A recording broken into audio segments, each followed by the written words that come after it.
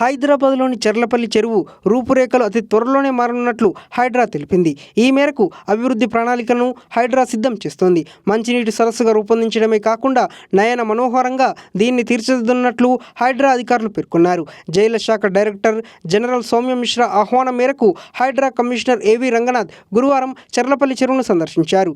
Jail శాఖ, హైడ్రాతో పాటు స్థానిక రెవెన్యూ, ఇరిగేషన్, జీహెచ్ఎంసీ అధికారులు కూడా ఈ పర్యటనలో ఉన్నారు. చర్లపల్లి జైలు ప్రాంతంలో ఉన్న 58 ఎకరాల చర్లపల్లి చెరువును ఆధునీకరించడంతో పాటు సుందరంగా తీర్చిదిద్దడంపై ఇరువురు ఉన్నతాధికారులు చర్చించారు. చెరువు చుట్టూ తిరిగి ఇన్లెట్, అవుట్లెట్లను పరిశీలించారు. ప్రస్తుతం చెరువులో కొద్ది మొత్తం నీరు ఉన్నా పరిశుభ్రంగా ఉండడంతో జీవ వైవిధ్యానికి అవకాశం లభించిందని, ఇంకా ఈ చెరువు నిండా నీరుంటే మరింత ఆహ్లాదంగా మారుతుందని భావించారు. ఈ క్రమంలో చెరువును పూర్తి స్థాయిలో అభివృద్ధి చేసి పర్యాటక, విహార కేంద్రంగా తీర్చిదిద్దడంపై చర్చించారు.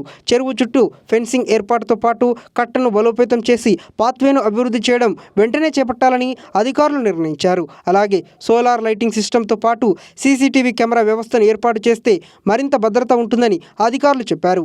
ఇలా చెరువులో మంచినీరు నిలిచేందుకు చేపట్టాల్సిన చర్యలను, ఇందుకు సంబంధించిన డీటెయిల్డ్ ప్రాజెక్ట్ రిపోర్ట్ను రూపొందించాలని హైడ్రా ఇరిగేషన్ ఇంజనీర్ విభాగానికి హైడ్రా కమిషనర్ ఏవి రంగనాథ్ సూచించారు.